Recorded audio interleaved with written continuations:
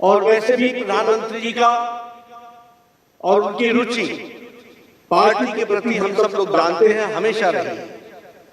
उन्होंने हमेशा पार्टी को दिशा देने में, मार्गदर्शन करने में उनका हमको हमेशा सहयोग मिलता रहा है।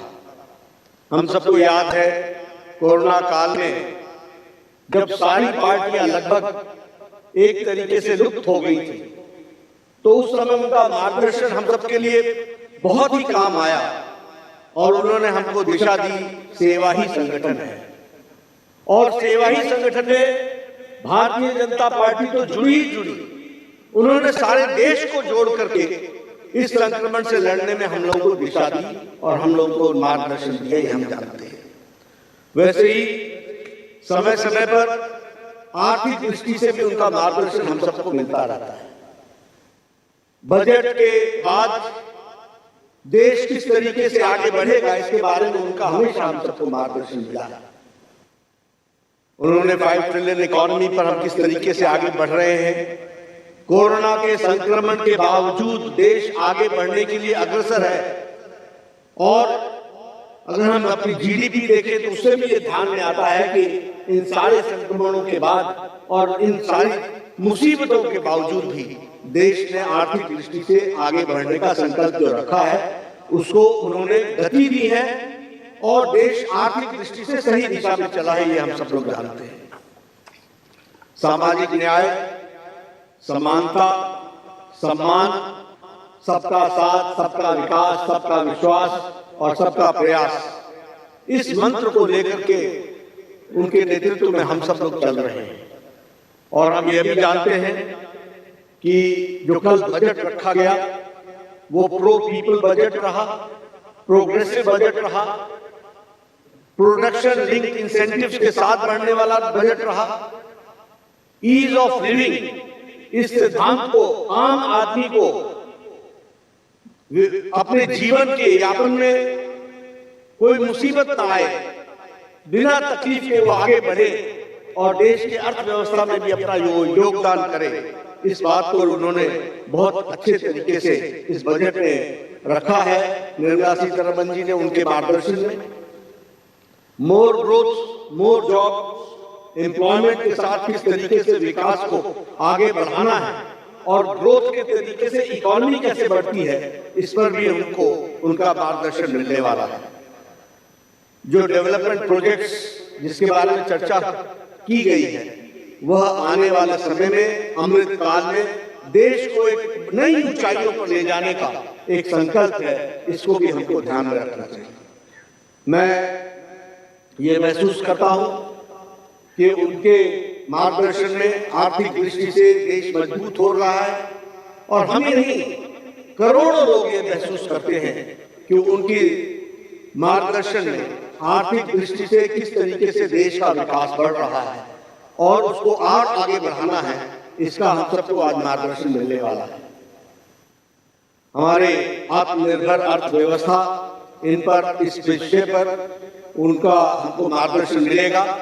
मैं आपके और उनके बीच में ज्यादा देर न रहते हुए मैं उनसे निवेदन करूंगा आदरणीय प्रधानमंत्री जी से कि वह हम सभी कार्यकर्ताओं का मार्गदर्शन करें और उनको मैं ये विश्वास दिलाना चाहता हूं कि हमारे करोड़ों कार्यकर्ता आपके बताए रास्ते पर चलकर देश को मजबूती प्रदान करने में अपना पूरा योगदान करेंगे। इन्हीं शब्दों के साथ मैं आदरणीय प्रधानमंत्री जी को निमंत्रित करता हूं, आमंत्रित करता हूं कि वह हम सबका मार्गदर्शन करें।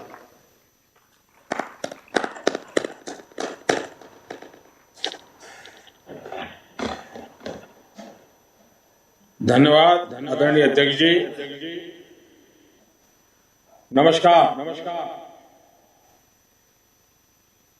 देश भर से जुड़े भारतीय जनता पार्टी के सभी कार्यकर्ताओं का बहुत बहुत अभिवादन। मैं सबसे पहले तो हमारी पार्टी के राष्ट्रीय अध्यक्ष श्रीमान नड्डा जी का बहुत आभार व्यक्त करता हूं कि आज उन्होंने इस कार्यक्रम की रचना की और मुझे भी खास करके बजट की पीछे हमारी सोच क्या है वो पार्टी के कार्यकर्ताओं के सामने प्रस्तुत करने का अवसर दिया है। वैसे कल निर्मला जी ने बहुत ही खूबसूरती से, बहुत ही अच्छे ढंग से और बड़ी कोशिश करके कम समय बजट के कुछ पहलुओं को हमारे सामने रखा। बजट स्पीच में पूरा बजट तो संभव नहीं होता, क्योंकि बजट अपने आप में बहुत बड़ा दस्तावेज होता है, बहुत बारीकियां होती है, और सदन में उन सब चीजों पे बोलना संभव भी नहीं होता है। मैं भी आज आपसे जो बात करूंगा वो भी शायद बजट का एक बहुत छोटा सा हिस्सा बोल पाऊंगा, क्योंकि इसमें इतने विषय होते हैं। लेकिन जब विभागवार चर्चाएं होती हैं और ये साल भर का काम है, उसको 1 घंटे में बता देना बड़ा कठिन होता है। फिर भी जब अध्यक्ष जी ने कहा कि इसके पीछे सरकार की सोच क्या है, जरा आप बताएं तो अच्छा होगा, तो मैंने कहा ठीक है, पार्टी का आदेश मेरे सर आंखों पर है और आज लोकसभा भी दोपहर के बाद है, तो मैंने कहा ठीक है, अगर आज सुबह हम बात कर सकते हैं तो फिर इसलिए आज आपके बीच आने का मुझे मौका मिला है। साथियों, आज देश आजादी के 75वें वर्ष में है और इस समय 100 साल में आई सबसे बड़ी वैश्विक महामारी से आज हिंदुस्तान लड़ रहा है। कोरोना का ये कालखंड पूरी दुनिया के लिए अनेक चुनौतियां लेकर के आया है और एक प्रकार से दुनिया उस चौराहे पर आकर के खड़ी है जहां पर टर्निंग पॉइंट निश्चित है। आगे जो दुनिया हम देखने वाले हैं वो वैसी नहीं होगी जैसी कोरोना काल से पहले थी। जैसे द्वितीय विश्व युद्ध के बाद, सेकंड वर्ल्ड वॉर के बाद पूरी दुनिया में बहुत बदलाव आए, पूरा वर्ल्ड ऑर्डर बदल गया, वैसे ही कोरोना के बाद दुनिया में बहुत सारे बदलाव की संभावना है। एक नए वर्ल्ड ऑर्डर की संभावना है और इसके प्रारंभिक संकेत नजर भी आने लगे हैं। हम सब ने इस बात को मार्क किया होगा, अनेक कोने से सुना होगा, बहुत सी चीजें पढ़ी होगी, और आप भी दुनिया में कहीं जाते होंगे, मिलते होंगे तो आप भी अनुभव करते होंगे। आज भारत की तरफ देखने के विश्व के नजरिए में बहुत बड़ा बदलाव आ रहा है। भारत जैसे विशाल देश को, लोकतांत्रिक देश को और इतने बड़े समाज में इतनी बड़ी विविधताओं को संभालते हुए चल रहे देश को अब दुनिया के लोग भारत को अधिक मजबूत रूप में देखना चाहते हैं और इसलिए पूरा विश्व भारत के लिए नए सिरे से जब देख रहा है तो हमारे लिए भी आवश्यक है कि हम हमारे देश को तेज गति से आगे बढ़ाएं, अनेक विविध क्षेत्रों में बदलाव लाएं, मजबूती लाएं। ये समय नए अवसरों का, नए संकल्पों की सिद्धि का समय है। बहुत जरूरी है कि भारत आत्मनिर्भर बने और आत्मनिर्भर तो बने ही, आत्मनिर्भर भारत की नींव पर एक आधुनिक भारत का निर्माण हो। कल जैसा मैंने पहले कहा, निर्मला जी ने जो बजट पेश किया है,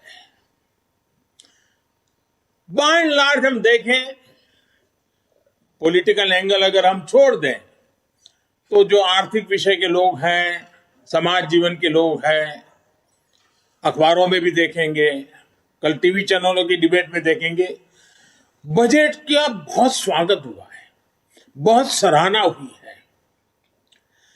और आपने भी देखा होगा कि इस बजट में देश को आधुनिकता की तरफ ले जाने की दिशा में कई महत्वपूर्ण कदम है।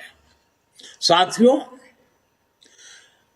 जब हम आज के बजट की चर्चा करेंगे तो सापेक्ष भी होती है, कुछ तो पुरानी बातों की तुलना करेंगे तब पता चलता है। बीते 7 वर्षों में जो निर्णय लिए गए, जो नीतियां बनी, पहले की जिन नीतियों में गलतियों को सुधारा गया, उस वजह से आज भारत की अर्थव्यवस्था का निरंतर विस्तार हो रहा है। 7-8 साल पहले भारत की जीडीपी 1,10,000 करोड़ रुपए की थी। आज भारत की अर्थव्यवस्था 2,30,000 करोड़ के आसपास की है। वर्ष 2013-14 में भारत का एक्सपोर्ट 2,85,000 करोड़ रुपए होता था। आज भारत का एक्सपोर्ट 4,70,000 करोड़ रुपए के आसपास पहुंचा है। 7 साल पहले करीब $275 बिलियन का विदेशी मुद्रा रिजर्व हमारे देश के पास था। आज देश का विदेशी मुद्रा रिजर्व $630 बिलियन को पार कर गया है। वर्ष 2013 में देश में $36 बिलियन का विदेशी निवेश एफडीआई था। पिछले साल ये $80 बिलियन को पार कर चुका है। कोरोना के इस काल में भी भारत ने अपनी अर्थव्यवस्था की मजबूती से दुनिया का एक विशेष रूप से ध्यान आकर्षित किया है। आज भारत दुनिया के उन देशों में है जहां के इकोनॉमिक इंडिकेटर्स में बहुत तेजी से सुधार आ रहा है और फंडामेंटल्स मजबूत है। इस साल का बजट इसे और गति देने वाला है। साथियों, जब गरीब को मूलभूत सुविधाएं मिलती हैं तो वो अपनी ऊर्जा, अपने विकास, देश के विकास में लगाते हैं। इस बजट का भी फोकस गरीब, मिडिल क्लास और युवाओं को बुनियादी सुविधाएं देने और आय के स्थायी समाधानों से जोड़ने पर है। हमारी सरकार मूलभूत सुविधाओं के सैचुरेशन पर काम कर रही है और यह बात मैंने लाल किले पर से भी कही थी। अब मैं एक और छोटा उदाहरण देता हूं, जैसे जल जीवन मिशन। अब हम हमेशा सुनते आए हैं, गांव में, घर में, समाज में, सरकार में, राजनेताओं में, सब में क्या सुनते हैं? हर कोई कहता है जल ही जीवन है। सुनना तो बहुत अच्छा लगता है, लेकिन यह भी सच्चाई है पानी की दिक्कत, पानी की कमी, गरीब के जीवन की, महिलाओं के जीवन की सबसे बड़ी चुनौतियों में से एक है और आजादी के 75 साल के बाद भी है। किसान को भी, छोटे किसान को खासकर, पानी के बिना बहुत दिक्कतें हैं। हमारी सरकार के प्रयासों से आज देश में करीब करीब 9 करोड़ ग्रामीण घरों में नल से जल पहुंचने लगा है और इसमें से करीब करीब 5 करोड़ से ज्यादा पानी के कनेक्शन जल जीवन मिशन के तहत पिछले 2 वर्ष में दिए गए हैं। अब बजट में घोषणा की गई है कि इस साल करीब 4 करोड़ ग्रामीण घरों को पाइप से पानी का कनेक्शन दिया जाएगा। और जब ग्रामीण घर की बात आती है तो उसमें अधिकतम समाज किसानी से जुड़ा हुआ होता है, खेत के काम से जुड़ा हुआ होता है। उसका समय बचेगा, माताओं बहनों का समय बचेगा, वो कृषि के समय में अपना योगदान दे पाएगी। इस पर पानी पहुंचाने के लिए, घरों में पानी, मेरी माताओं बहनों को कष्ट से मुक्ति दिलाने के लिए पहले करीब 40,000 करोड़ से ज्यादा खर्च किया था। अभी 60,000 करोड़ रुपए से ज्यादा खर्च किए जाएंगे। कभी हमारे देश में हमारी माताओं बहनों को, गांव को पानी के लिए 1 लाख करोड़ रुपया खर्च करके आगे बढ़ना ये छोटे निर्णय नहीं है। देश के अलग अलग हिस्सों में नदियों को लिंक करने के अनेक प्रस्ताव इस बजट में हैं। विशेष रूप से केन बेतवा को लिंक करने के लिए जो हजारों करोड़ रुपए का प्रावधान किया गया है, उससे यूपी और एमपी के जो बुंदेलखंड क्षेत्र है, हम रानी की झांसी का गर्व करते हैं ना, मैं उस बुंदेलखंड की बात कर रहा हूं। जिस खाजूराहो की चर्चा करते हैं, मैं उस बुंदेलखंड की बात करता हूं। वहां की तस्वीर बदलने वाली, पानी के अभाव में वहां के किसान के नौजवान बेटे रोजी रोटी के लिए कभी गुजरात, कभी महाराष्ट्र, केरल, तमिलनाडु तक जाना पड़ता है। ये केन बेतवा योजना किसान के जीवन में, खेती में तो बदलाव लाएगी, किसान के जीवन में बदलाव लाएगी। और इस योजना पर लगभग 44,000 करोड़ रुपए खर्च होंगे। मेरे किसान भाइयों बहनों के खेत में पानी पहुंचाने के लिए ये आधुनिक युग का एक भगीरथ काम है। अब बुंदेलखंड के खेतों में और हरियाली आएगी। जवान बेटों को शहर में झुग्गी झोपड़ी में रह करके मजदूरी में जिंदगी गुजारनी पड़ती है, वो खुले आसमान के नीचे अपने माँ बाप के साथ रह करके एक नई जिंदगी का प्रकरण लिखना शुरू कर सकते हैं। घरों में पर्याप्त पानी आए, खेत में पानी आए। साथियों, गरीब का बहुत बड़ा सपना उसका अपना घर भी होता है। इस साल के बजट में गरीबों के लिए 80 लाख पक्के घर बनाने की बात कही गई है और इस पर 48,000 करोड़ रुपए, 48,000 करोड़ रुपए यानी करीब करीब 50,000 करोड़ रुपए से अधिक खर्च होंगे। गरीब से मुक्ति का ये भी एक, गरीबी से मुक्ति होनी है। गरीबी से बाहर आना चाहता है। जब घर मिलता है ना, उसका एक हौसला बन जाता है।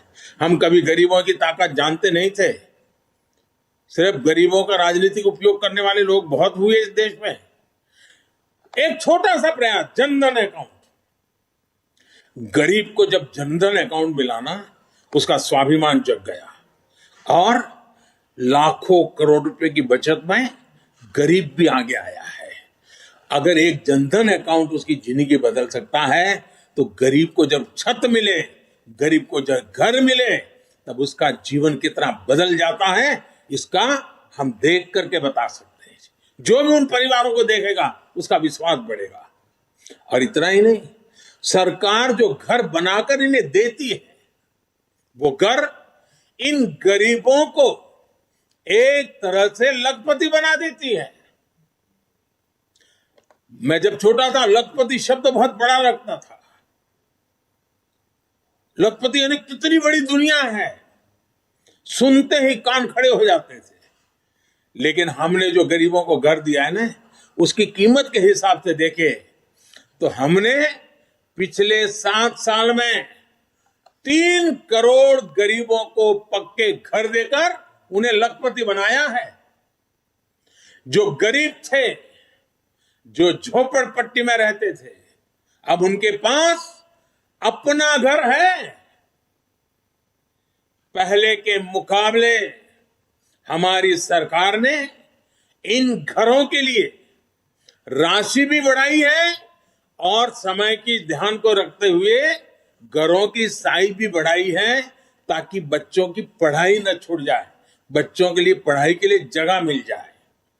बड़ी बात यह भी है कि इसमें से ज्यादातर घर महिलाओं के नाम पर भी है, यानी हमने महिलाओं को घर की मालकिन भी बनाया है। साथियों, हम सामाजिक न्याय के लिए तो हमेशा काम करते हैं और इसे अपना दायित्व समझते हैं। जैसे समाज की भलाई के लिए सामाजिक न्याय बहुत जरूरी है, वैसे ही देश की भलाई के लिए भी देश का संतुलित विकास भी जरूरी है। भारत जैसे देश में कोई क्षेत्र पिछड़ा रहे,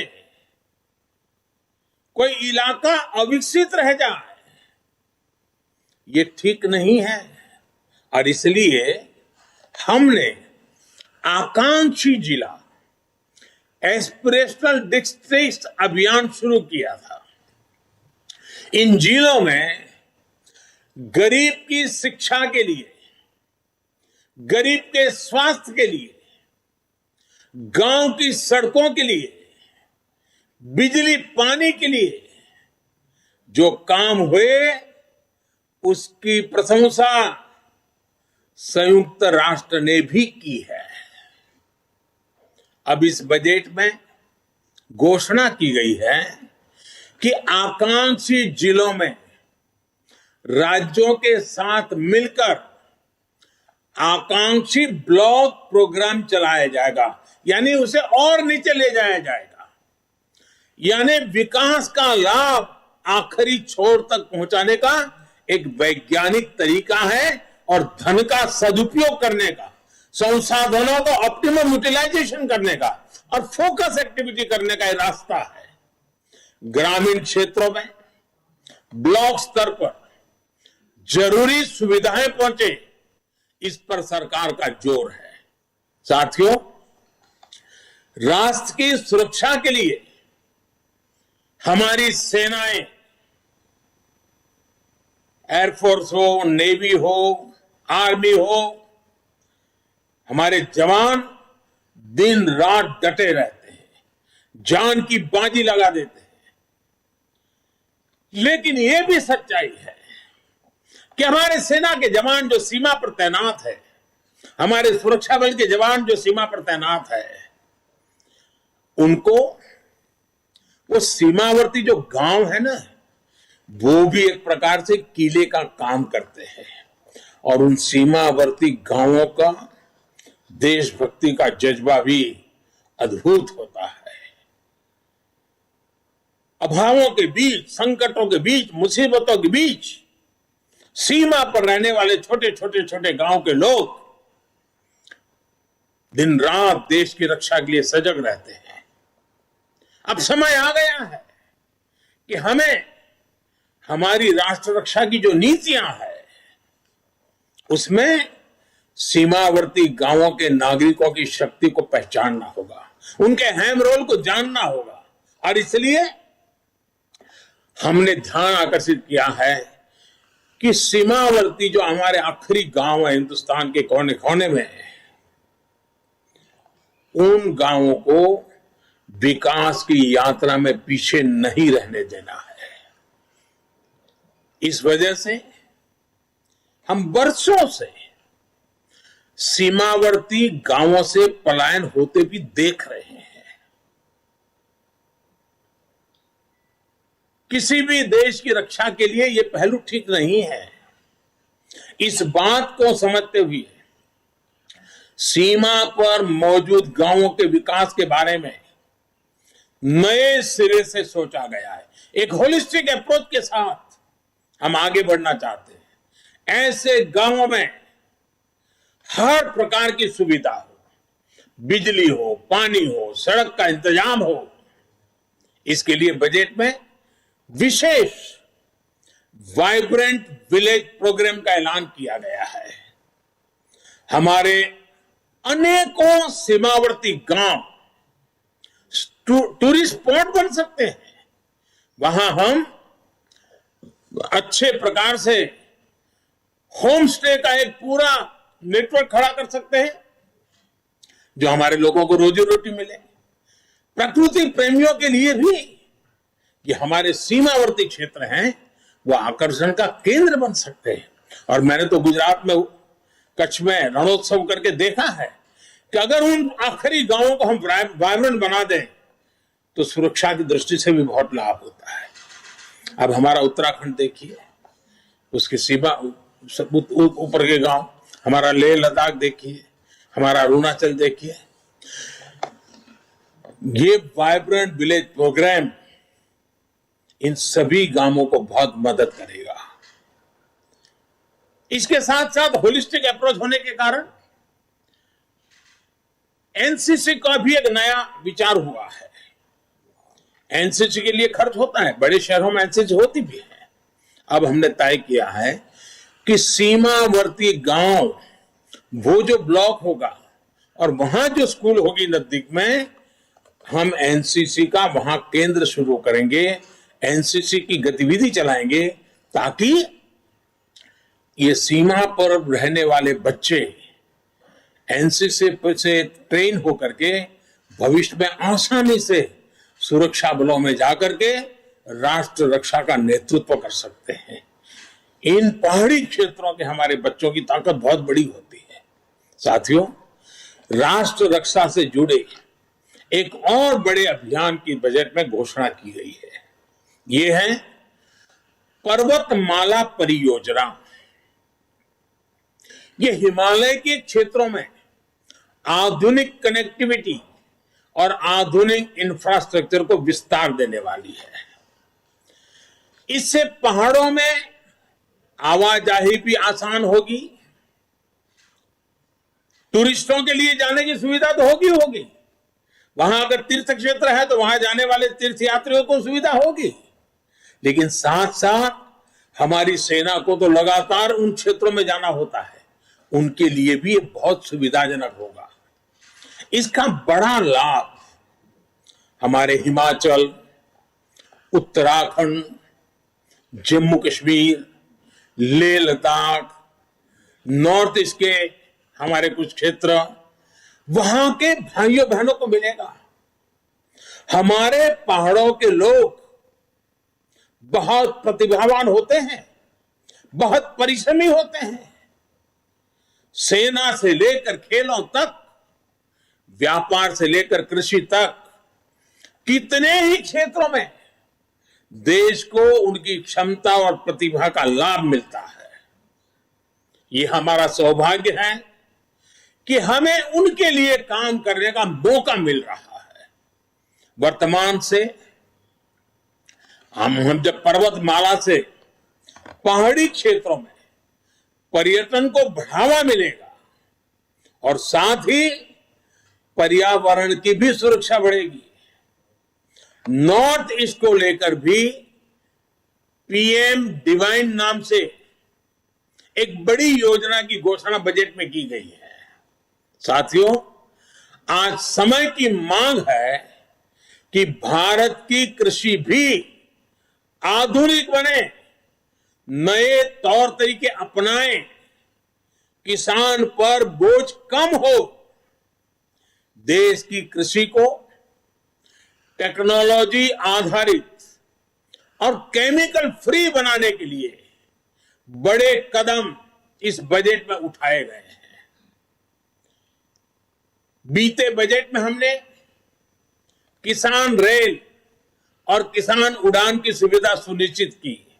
अब किसान ड्रोन किसान का नया साथी बनने वाला है। इसके लिए एफपीओ के माध्यम से किसानों को खेत में ही उचित किराए पर ड्रोन और दूसरी मशीनरी उपलब्ध कराई जाएगी। ड्रोन टेक्नोलॉजी से किसान को तो मदद मिलेगी ही, उत्पादन का रियल टाइम डेटा भी प्राप्त होगा।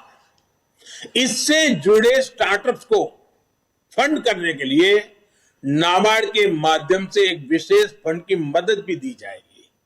साथियों, कृषि को हाईटेक करने के साथ साथ देश की कृषि को नेचुरल बनाने पर भी अभूतपूर्व फोकस है।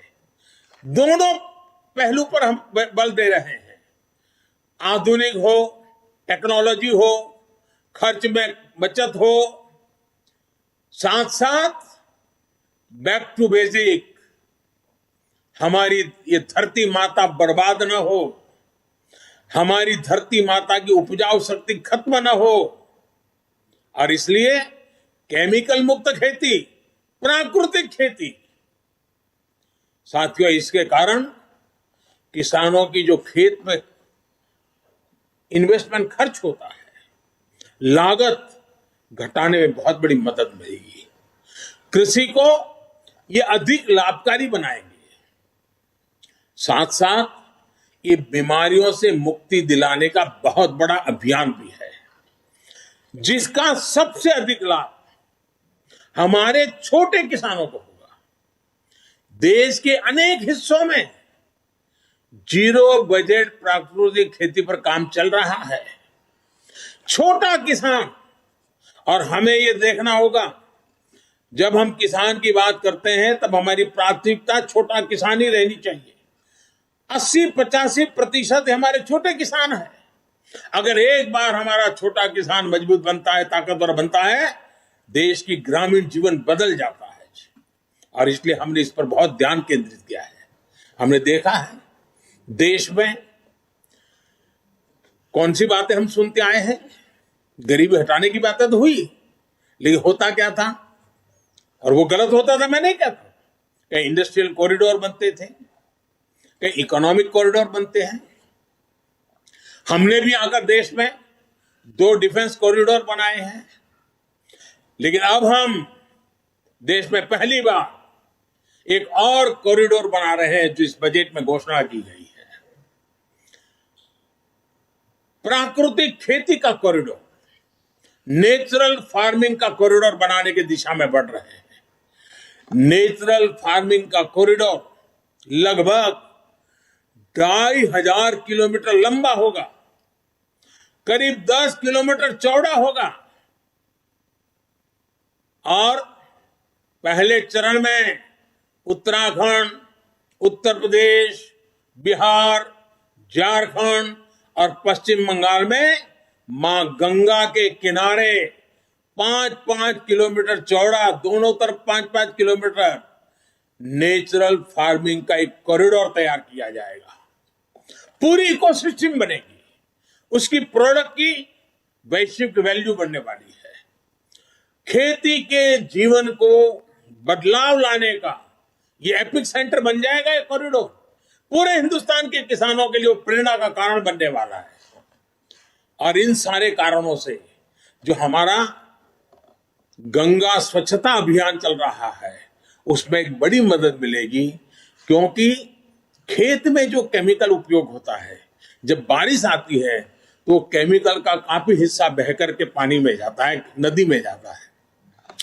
5-5 किलोमीटर प्राकृतिक खेती जब होगी, केमिकल फ्री खेती होगी, ऑर्गेनिक उत्पाद होंगे, तो वो जो केमिकल का प्रवाह गंगा जी में आता था वो भी बंद होगा, माँ गंगा भी शुद्ध होगी।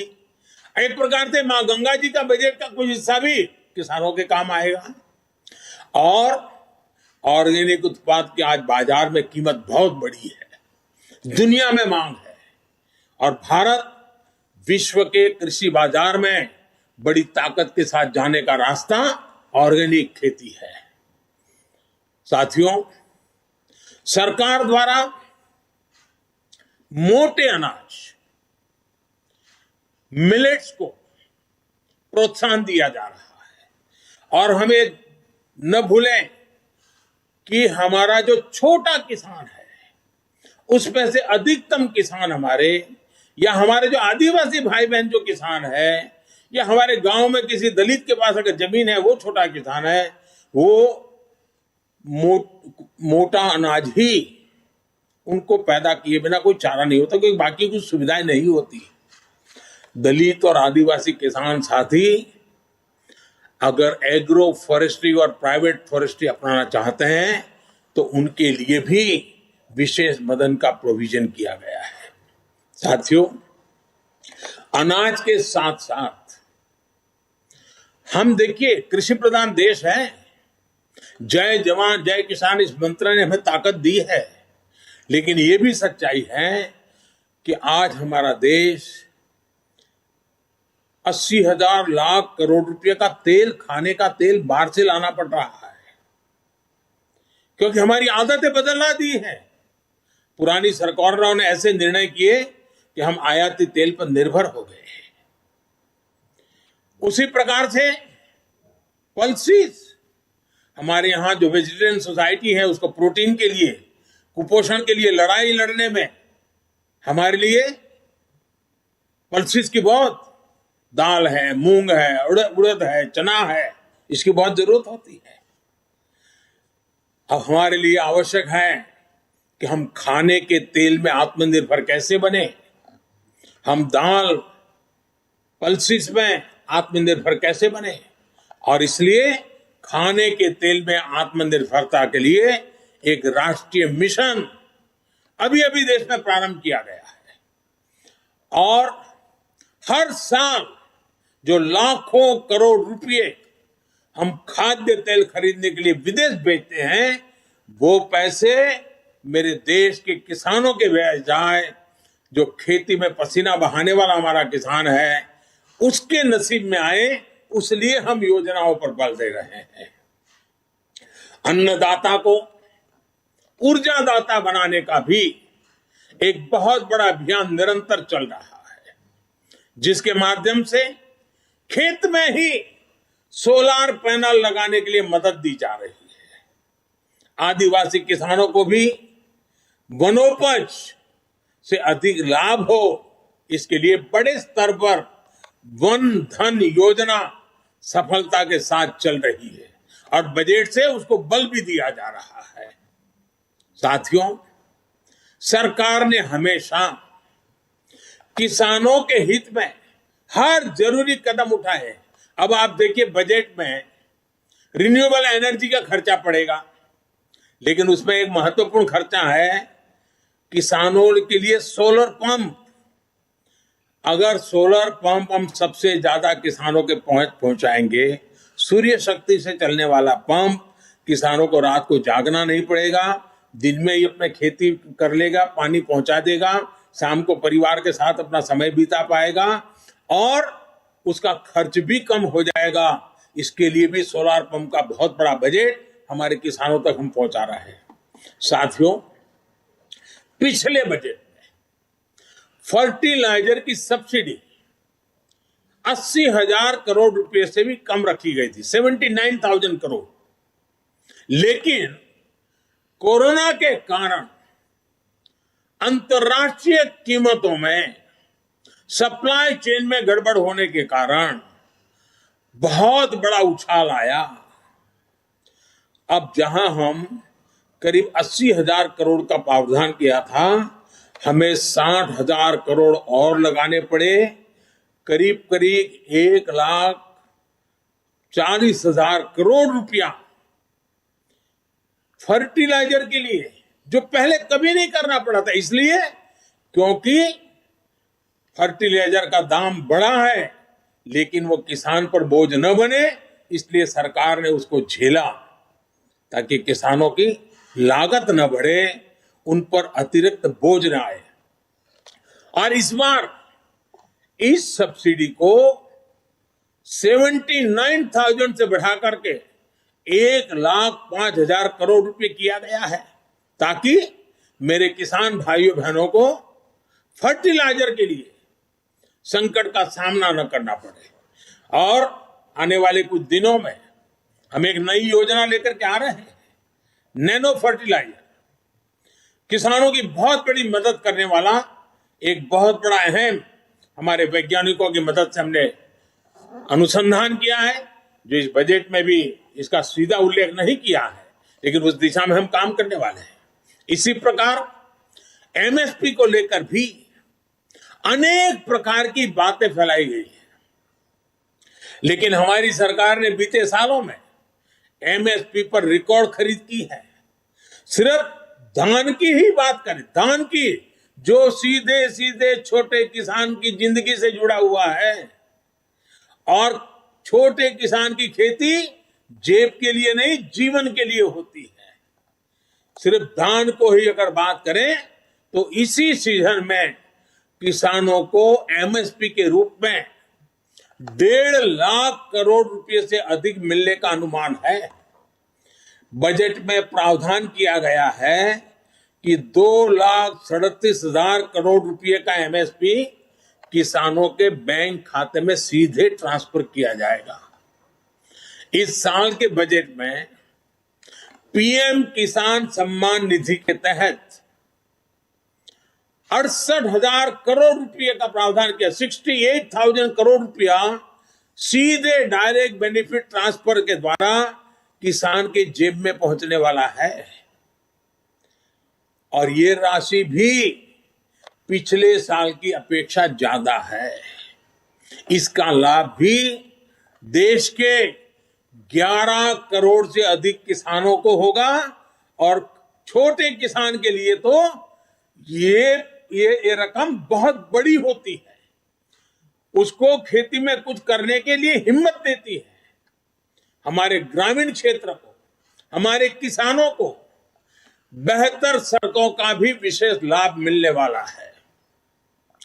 प्रधानमंत्री ग्राम सड़क योजना का बजट पिछले वर्ष की तुलना में 36% बढ़ाया गया है। वहीं रेलवे भी छोटे किसानों की मदद के लिए विशेष प्रावधान करने वाली है। साथियों, नए संकल्प लेना, उन्हें पूरा करने, और पूरा करने के लिए जी जान से जुट जाना युवाओं की स्वाभाविक प्रवृत्ति होती है। भाजपा युवा आकांक्षाओं और युवा सपनों को समझती है। ये इस बजट में भी स्पष्ट रूप से दिखता है। इस बजट में स्टार्टअप्स के लिए टैक्स बेनिफिट को आगे बढ़ाया गया है। युवा इनोवेशन, रिसर्च एंड डेवलपमेंट को लेकर जितने भी प्रावधान इस बजट में किए गए हैं, वो युवाओं को इनोवेट करने के लिए प्रोत्साहित करेंगे। मैंने खेती में जिस ड्रोन टेक्नोलॉजी की पहले चर्चा की, वो भी एग्रीटेक स्टार्टअप्स को प्रोत्साहन देगा। डिफेंस के क्षेत्र में स्टार्टअप्स हो या फिर डिजिटल करेंसी जैसे प्रावधानों से फिनटेक से जुड़े स्टार्टअप, ये युवाओं के लिए अनंत संभावनाएं बनाने वाले हैं। और स्टार्टअप की विशेषता है, स्टार्टअप जॉब क्रिएटर भी होते हैं। साथियों, युवाओं को शिक्षा और स्किल के बेहतर अवसर देने के लिए बीते सालों में टेक्नोलॉजी का दायरा निरंतर बढ़ाया गया है। इस बजट में इसको विस्तार देते हुए पहली डिजिटल यूनिवर्सिटी बनाने का फैसला किया गया है। इससे गरीब के गरीब बच्चों को भी अपनी रोजी रोटी कमाते हुए भी अगर इस यूनिवर्सिटी से कोई छोटे मोटे कोर्सेज करने हैं तो वो आराम से कर लेगा और उसको क्वालिटी एजुकेशन उपलब्ध होगा। सरकार ने इस बार के बजट में स्पोर्ट्स को भी बहुत तवज्जो दी है और काफी वृद्धि की है। और हम ये न भूलें कि स्पोर्ट्स के क्षेत्र में अधिकतम हमारे किसान के बच्चे ही आते हैं, किसान के परिवार की ही वो आन बान शान बन रहे हैं। खेलो इंडिया अभियान के बजट को भी बढ़ाया गया है। स्पोर्ट्स का बजट पिछले 7 सालों में 3 गुना से भी ज्यादा बढ़ा है। इसका भी लाभ हमारे युवा साथियों को होगा। साथियों, आपने पोस्ट ऑफिस से जुड़ी अहम घोषणा की बजट भाषण में सुनी होगी। अब पोस्ट ऑफिस के खातों में भी बैंकों की तरह ही mobile banking, internet banking, ATM और ऑनलाइन फंड ट्रांसफर की सुविधा मिल पाएगी।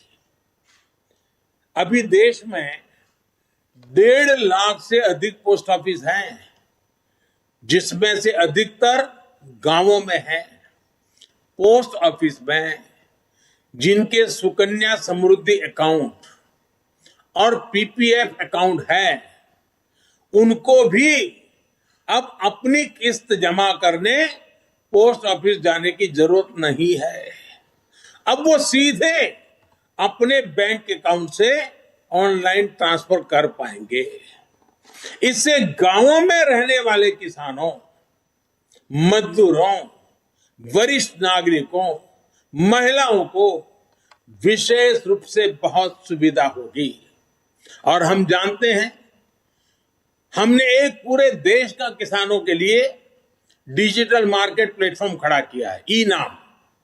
अब ई-नाम योजना के तहत जो किसान कारोबार करता है, उसको भी अपनी फसल बेचने के सारा कारोबार पोस्ट ऑफिस में ही बैंकिंग व्यवस्था होने के कारण बहुत आसानी से मेरा किसान अपना कारोबार कर लेगा। साथियों, आज सस्ता और तेज इंटरनेट भारत की पहचान बन चुका है। बहुत जल्द सभी गांव तक ऑप्टिकल फाइबर कनेक्टिविटी पूरी होगी। 5G सर्विस की लॉन्चिंग भारत में ईज ऑफ लिविंग और ईज ऑफ डूइंग बिजनेस को एक अलग ही आयाम देने वाली है। इससे सिर्फ इंटरनेट ही तेज नहीं होगा, डेटा स्पीड ही नहीं बढ़ेगी, बल्कि रिमोट सर्जरी के लेकर स्मार्ट ट्रांसपोर्टेशन तक, अगर ड्रोन से मुझे दूर सुदूर पहाड़ के कोई फल फूल अगर नजदीक में शहर लाना है तो ड्रोन से उठा करके आराम से ले आ पाऊंगा। यानी सारे स्मार्ट ट्रांसपोर्टेशन के लिए भी ये सारी टेक्नोलॉजी गांव को, गरीब को, किसान को भी बहुत बड़ा अवसर देने वाली है। 5G सर्विसेज देश में रोजगार के नए सेक्टर्स का सृजन करेगी, युवाओं को आकर्षक अवसर प्रदान करेगी, स्टार्टअप्स को प्रोत्साहन करेगी। साथियों, आज देश में एनिमेशन, विजुअल इफेक्ट्स, गेमिंग और कॉमिक AVGC इस सेक्टर की भी तेजी से विकास हो रहा है। भारत मोबाइल गेमिंग को लेकर दुनिया के टॉप 5 मार्केट में से एक है। आकलन है कि आने वाले 2 सालों में ये सेक्टर 3 लाख करोड़ रुपए का हो जाएगा। अब मुझे बताइए, ये गेमिंग हम बच्चों को रोक नहीं पाएंगे। परिवार में बच्चा मोबाइल फोन पर गेम खेल रहा है, नहीं रोक पाएंगे। लेकिन क्या हमारे बच्चे विदेशों से खर्च करके आई हुई गेम से खेलेंगे कि हिंदुस्तान भी कुछ करेगा?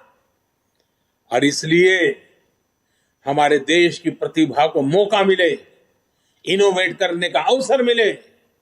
इस सेक्टर में क्रिएट इन इंडिया और ब्रांड इंडिया को सशक्त करने का भरपूर पोटेंशियल है।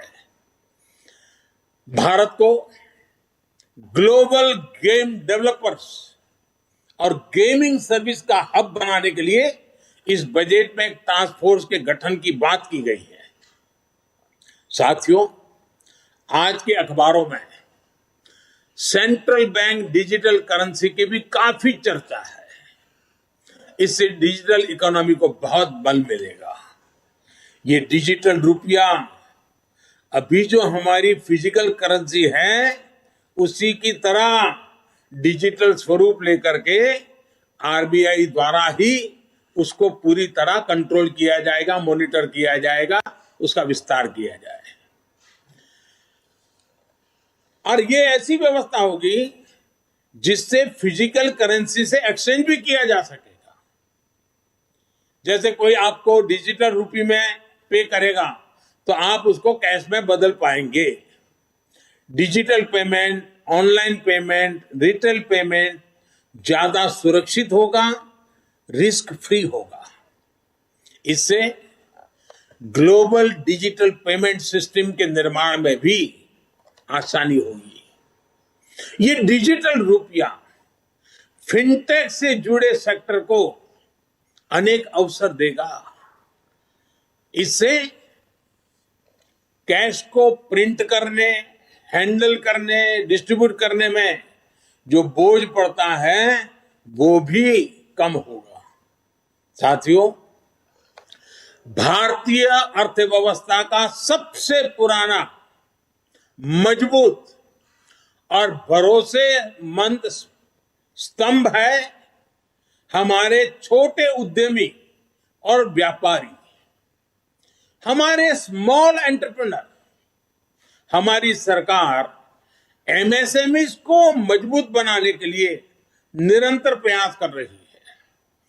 कोरोना काल में हमने छोटे उद्यमियों को ध्यान में रखते हुए इमरजेंसी क्रेडिट गारंटी स्कीम शुरू की थी।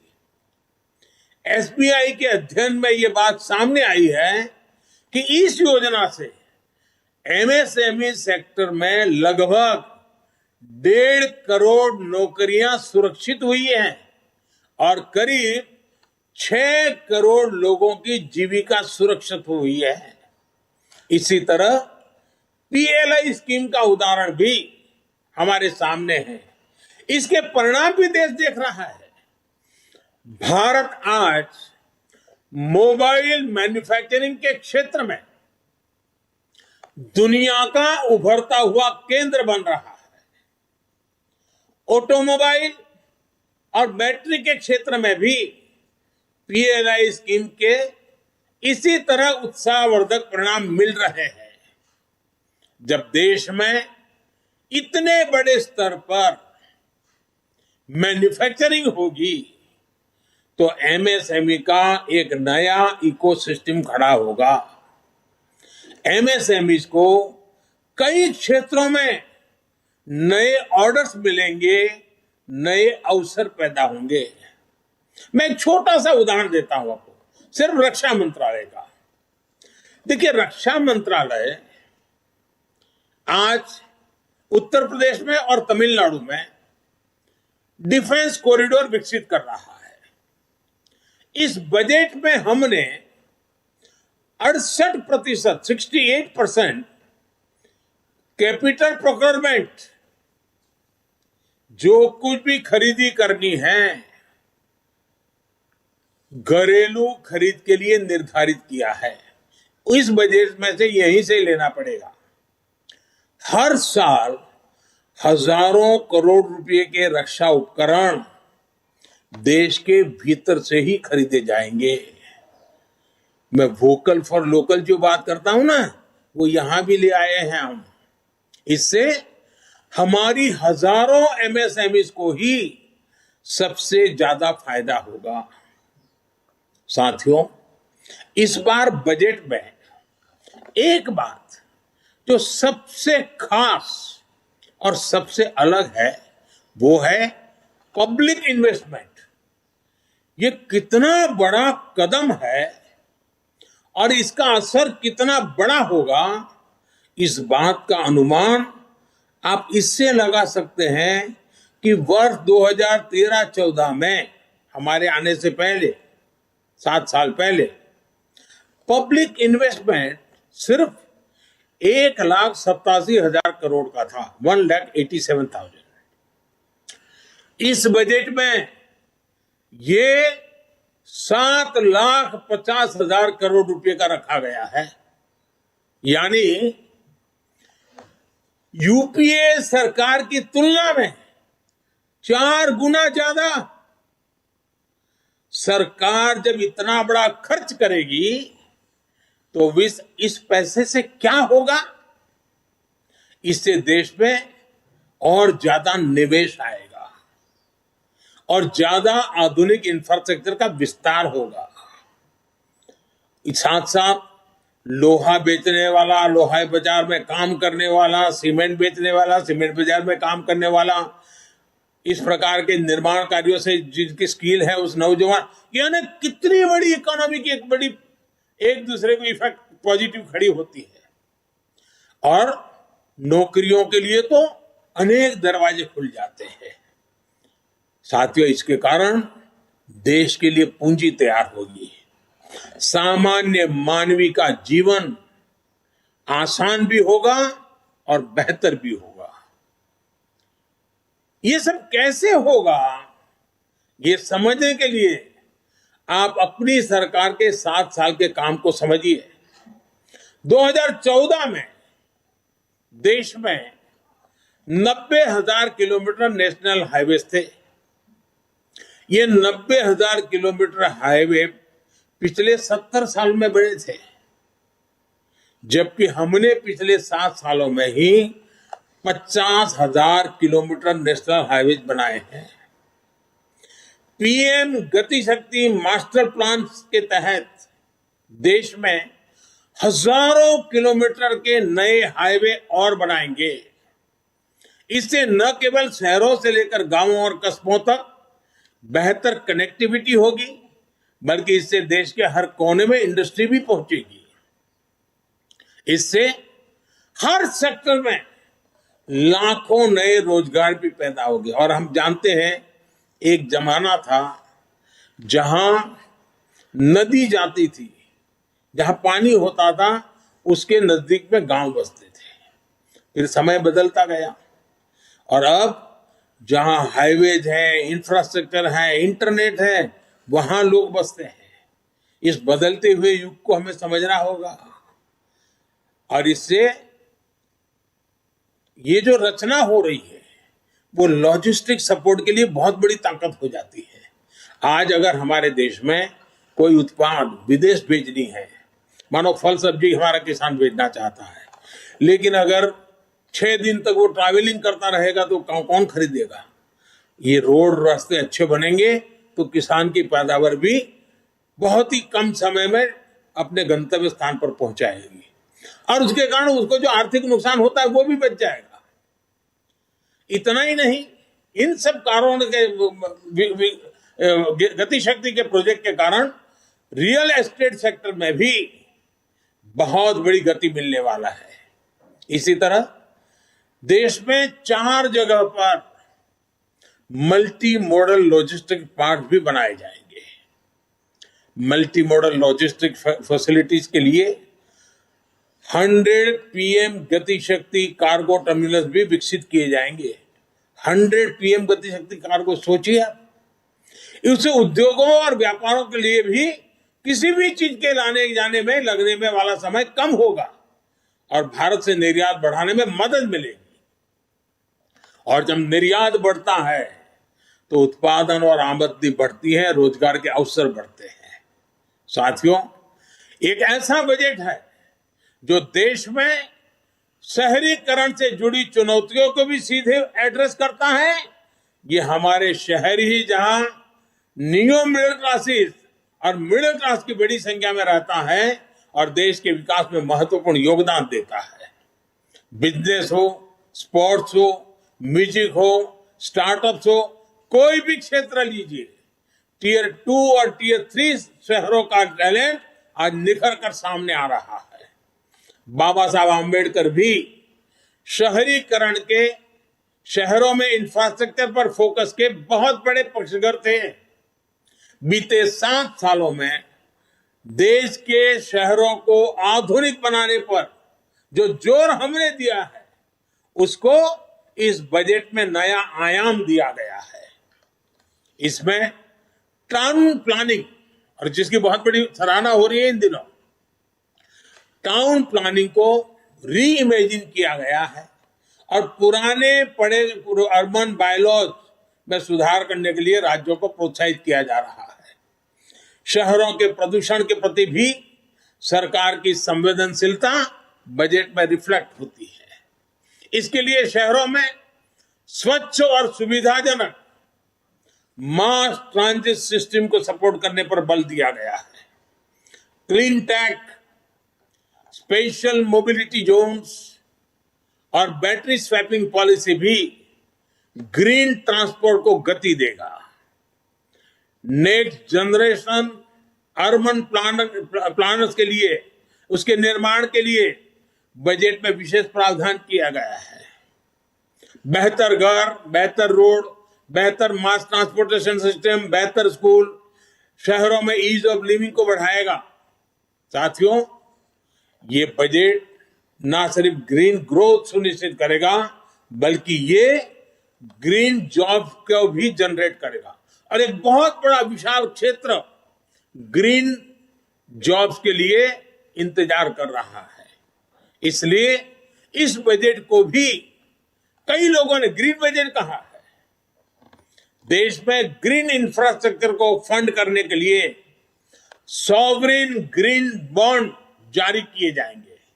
इसी प्रकार हाई एफिशिएंसी मॉड्यूल्स देश में ही तैयार करने के लिए पीएलआई स्कीम में 20,000 करोड़ रुपए की अतिरिक्त फंडिंग की घोषणा की गई है। थर्मल पावर प्लांट्स में बायोमास पैलेट्स का प्रयोग कार्बन डाइऑक्साइड एमिशन को तो कम करेगा ही, लेकिन इसमें हमारे किसान को, हमारे पशुपालक को अतिरिक्त आय भी होगी और इससे पराली जलाने की घटनाओं में भी कमी आएगी। साथियों, देश के नागरिकों पर भरोसा हमारी सरकार की बहुत बड़ी खूबी है। ये भरोसा हमारी नीतियों में भी साफ दिखता है और बजट में भी साफ दिख रहा है।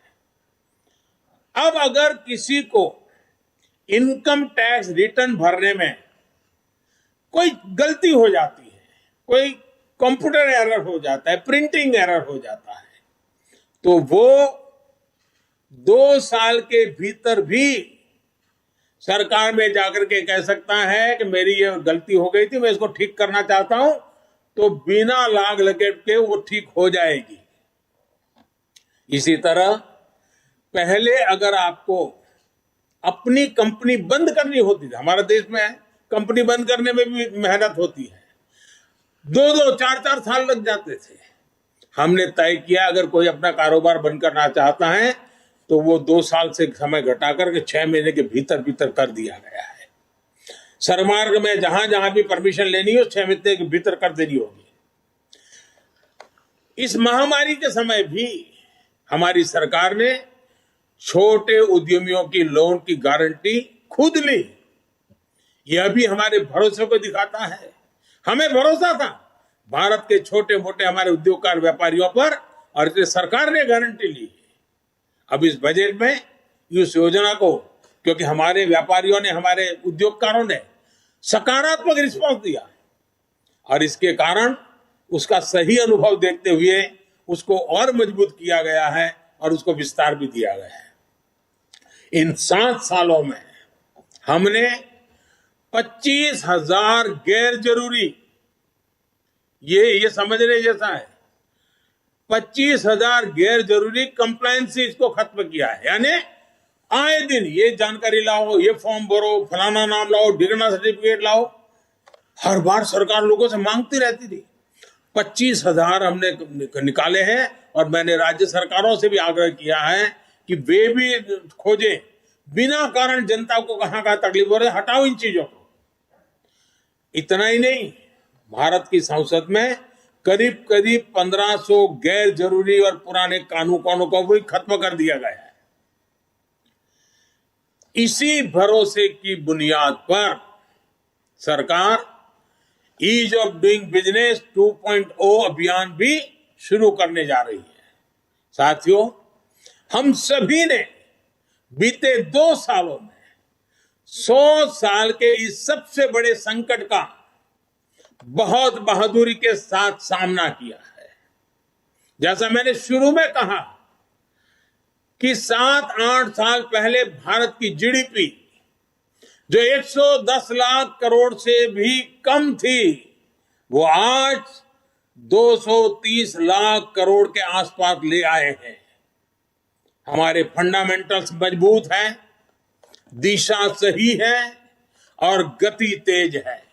एक भारतीय होने के नाते, भाजपा का कार्यकर्ता होने के नाते हमें इस बात का गर्व है कि हमने जनता जनार्दन की सेवा में कोई कोर कसर बाकी नहीं रखी है। देश की जनता हमारे ईमानदार प्रयासों को समझती है। सच्चे हृदय से जिस सेवा भाव में हम जुटे हैं, उसको भी देश समझता है।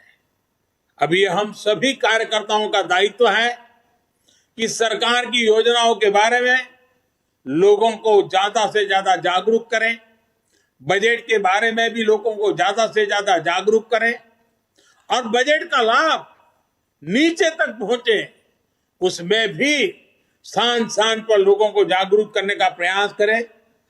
मुझे जैसे देश की जनता पर भरोसा है, वैसे ही आप सब कार्यकर्ताओं पर भी भरपूर भरोसा है। सालों से आपके साथ कंधे से कंधा मिलाकर काम करके आया हूं, आपके बीच रह करके बड़ा हुआ। मैं आपके सामर्थ्य को भली भांति जानता हूं, आपके उत्साह उमंग को भली भांति जानता हूं। मुसीबतों के बीच भी सेवा करना के आपके भाव को मैं भली भांति आदरपूर्वक देखता रहता हूं और इसलिए मुझे विश्वास है कि प्रगति की हमारी जो कोशिश है, विकास की नई ऊंचाइयों को पाने का जो हमारा प्रयास है, उसमें सबका प्रयास बहुत महत्वपूर्ण है। इस सबके प्रयास के लिए आप एक कैटलिक एजेंट बनकर के इस काम को आगे बढ़ाएंगे, ये पूरे विश्वास के साथ आपको बहुत बहुत शुभकामनाएं, बहुत बहुत धन्यवाद।